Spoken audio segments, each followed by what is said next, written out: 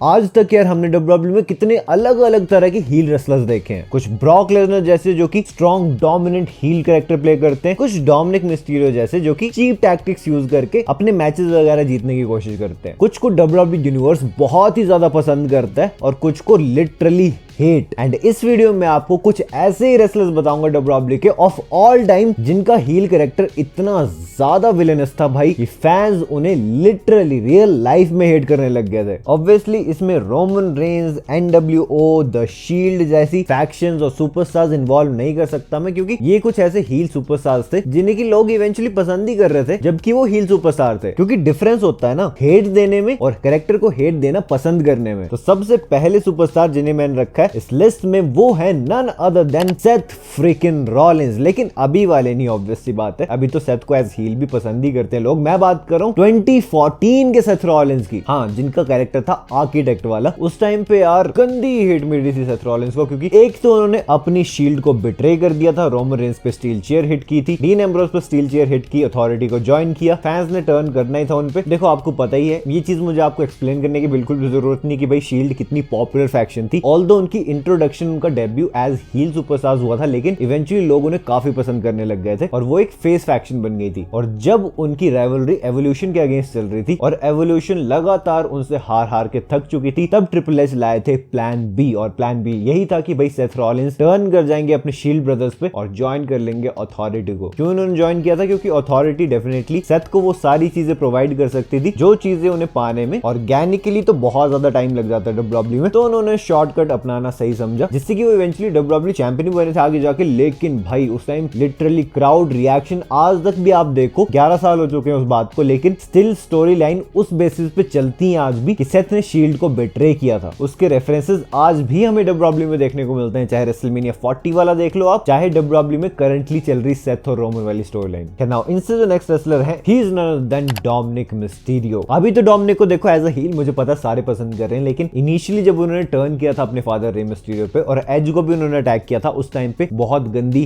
Hate मिली थी भाई Dominik Mysterio को, और काफी लंबी टाइम तक वो मिलती रही थी। जब उन्होंने जजमेंट डे को ज्वाइन किया, जजमेंट डे के साथ उन्होंने अपना जितना भी विलेनस आर्क दिखाया, उस टाइम पे फैंस पसंद नहीं कर रहे थे डोमिनिक को, लिटरली हेट कर रहे थे। तो डेफिनेटली वो इस लिस्ट में होना डिजर्व करते थे। इनसे नेक्स्ट रेसलर भाई, इन्हें तो मैं टॉप पे भी रख सकता था, लेकिन ऑब्वियसली टॉप पे तो नहीं आएंगे। He is the Miz. मिज को जब से इन्होंने डेब्यू किया डब्ल्यूडब्ल्यूई में एज अ कैरेक्टर, वहां पे भी हेट मिली है, इन्होंने टीवी शो किया वहां पे भी हेट मिली है। जहां ये जाते हैं इनको बहुत ज्यादा बूज मिलती आई है। ऐसा नहीं कि भाई इनको लोग हेट करते हैं, इनके कैरेक्टर को ही हेट करते हैं लोग, क्योंकि एक तो बहुत पॉपुलर टर्म है डब्ल्यूडब्ल्यूई में बैकस्टेज की भाई मिज का बहुत ही पंचेबल फेस है, मतलब देखते मारने का मन करता है। और वो चीज फील हो जाती है जब आप देखोगे जिस तरह डब्ल्यूडब्ल्यूई ने उनके कैरेक्टर को पोर्ट्रे करवाया है टेलीविजन पे भी। वो टाइम याद होगा जब उन्होंने कैश इन किया था रैंडी ऑर्टन पे, मुझे तो आज भी याद है भाई उस लड़के का रिएक्शन। और जितनी बार भी वो हील में ट्रांजिशन करते हैं, कोई उन्हें हेट करने से मतलब रुक ही नहीं सकता, क्योंकि पता नहीं उनका क्या ही और है। उनके प्रोमो स्किल्स हो गए, उनकी वो चीप टैक्टिक्स हो गई। अब तो मैं मानता हूँ कि मिज एक लेजेंडरी स्टेटस पे आ चुके हैं, जाने माने सुपरस्टार बन चुके हैं, तो हाँ अब तो लोग पसंद ही करते हैं उन्हें, चाहे वो हील भी प्ले कर रहे हो। लेकिन ये जो पिछले डेकेड वाला आया था ना भाई, इसमें जो गंदी हेट मिली लास्ट 2 डेकेड्स में मिज को, इतनी तो भगवान किसी को ना दे। खैर, पर उसके लिए प्रेज करनी चाहिए ऑब्वियसली द मिज की। नाउ इससे जो नेक्स्ट रेसलर है, he is none other than my all time favourite superstar, the rated R superstar Edge. Edge ने रिसेंटली भी हील टर्न किया था डब्ल्यूडब्ल्यूई में जब जजमेंट डे के साथ ज्वाइन हुए, तो उसकी मैं बात नहीं कर रहा हूँ। उस टाइम पे तो एज ने क्राउड को शीप बुलाया, पता नहीं क्या कुछ नहीं बुलाया, और क्राउड खुद को ही शीप बुला रहा है कि we are sheep, we are this, we are that. जो एज बोल रहे हैं उसके लिए मान जा रहा है। मतलब कोई किसी को कितना पसंद कर सकता है कि अगर वो हील भी प्ले करे तब भी फैंस उसको हेट नहीं कर रहे हैं। बट अभी मैं बात कर रहा हूँ एज के 2006-5 से लेके 2010 तक वाले एरा की। ओहो, जिस टाइम पे मुझे एज इतने पसंद थे और सबको एज बहुत ही बेकार, जो कि थे उस टाइम पे वैसे वाहियात सुपरस्टार लगते थे, उनके इतने चीप हील टैक्टिक्स देख देख के सबका दिमाग खराब हो जाता था। जब भी कोई यार अच्छा मोमेंट हो रहा हो, मस्त सेलिब्रेशन देखने को मिल रही हो कि अंडरटेकर चैंपियन बन गए, जॉन सीना चैंपियन बन गए, ये बंदा कहीं से आ जाता था, या तो ये कैश इन कर लेगा या तो वो सारी सेलिब्रेशन रून कर देगा। सिर्फ एक ही सेलिब्रेशन अच्छी देखने को मिली हमें एज की तरफ से, जिसकी हम बात नहीं करेंगे यहाँ पे बिल्कुल भी। एज ने इतने लोगों की नाक में दम किया ना भाई अपने बिल्कुल प्राइम एज में, समझ रहे हो आप। मैट हार्डी की तो हम यहाँ बात ही नहीं करेंगे क्योंकि वो बहुत लंबी स्टोरी चली जाएगी, तो आप समझ सकते हो मतलब कि एज को क्यों इतनी ज्यादा हेट मिलती थी उस टाइम पे। और हाँ, एज को एज पर्सन पर्सन नहीं, एज कैरेक्टर बहुत ज्यादा हेट मिलती थी। नाउ इनसे जो नेक्स्ट रेसलर हैं, he is the king of Kings triple H. ये भी मैं क्लैरिफाई कर देता हूँ, जो रेन ऑफ टेरर वाले ट्रिपल एच थे 2002 के बाद मेनली, जब एरिक बिशॉफ ने उन्हें टाइटल सीधा हैंड ओवर ही कर दी थी, कोई मैच वैच भी नहीं हुआ था। उसके बाद जब उन्होंने पूरी एवोल्यूशन बनाई, शॉन माइकल्स के अगेंस्ट जो मैचेस दिए, वो बुकर टी वाली पूरी स्टोरी लाइन जो कि आज तक भी बहुत ज्यादा कंट्रोवर्शियल है, उस सब के बीच जो भी ट्रिपल एच ने किया है उस टाइम पे, उनके कैरेक्टर को बहुत ही ज्यादा हेट मिली है। मतलब लिटरली लोगों का दिमाग खराब हो जाता था उनकी शक्ल देख के मंडे नाइट रॉ के एपिसोड पे। मतलब स्टिल मैंने रेडिट पे अभी भी स्टोरीज पढ़ता हूँ कि यार रेन ऑफ टेरर वाला ट्रिपल एच भाई साहब। बट ट्रिपल एच को उतनी भी हेट नहीं मिली जितनी की the Viper, the Apex Predator, the Legend Killer Randy Orton को मिली है। ऑब्वियसली यार इसमें तो मुझे बताने की जरूरत नहीं कि मैं कौन से वाले रैंडी ऑर्टन की बात कर रहा हूँ। The 2009 bald version of Randy Orton. इसमें तो रैंडी ऑर्टन पता नहीं क्या ही खा के आए थे डब्ल्यूडब्ल्यू में। जॉन सीना के साथ इन्होंने मोस्ट ऑफ द राइवलरीज दी उस साल में, और क्या ही उन्होंने परफॉर्म किया है यार। चाहे उनके मैचेस हो, चाहे उनके प्रोमोस हो, चाहे कुछ भी हो, कोई भी चीज वो डिलीवर कर रहे हैं, इतने विलेनस आर्क में कर रहे हैं जिसका मैच नहीं कोई, सीधी सी बात। वो ऑरा, वो फेशियल एक्सप्रेशंस, वो इविल स्माइल, भाई मुझे नहीं लगता कोई मैच कर पाएगा आगे आने वाले टाइम में भी कभी। Randy Orton is the definition of villain, और रैंडी ऑर्टन सूट ही हील कैरेक्टर करता है यार। अभी तो हम बस वेट ही कर रहे हैं कि कब वो कोडी पे टर्न करेंगे। खैर बट ये भी मैंने टॉप पे नहीं रखे हैं, क्यों? क्योंकि कोई तो है डब्ल्यूडब्ल्यू में जो कि रैंडी ऑर्टन से भी ज्यादा विलेनस रहा है, रैंडी ऑर्टन से भी ज्यादा हेटेड रहा है। Obviously I am talking about none other than Vincent Kennedy McMahon.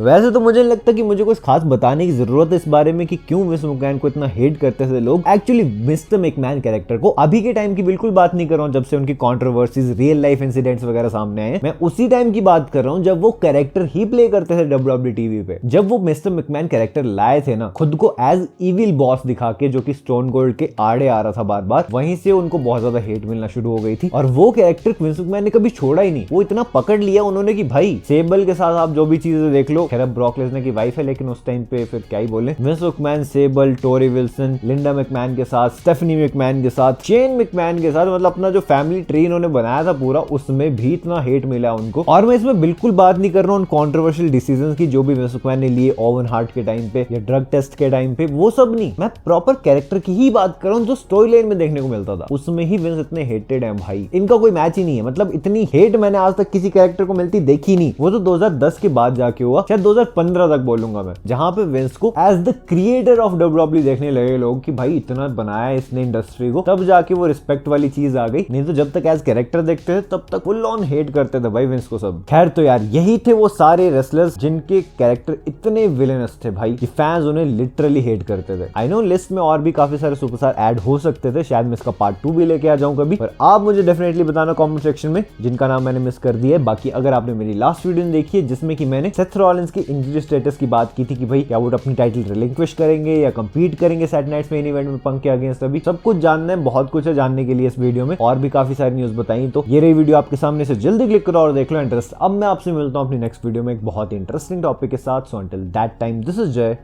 Signing out.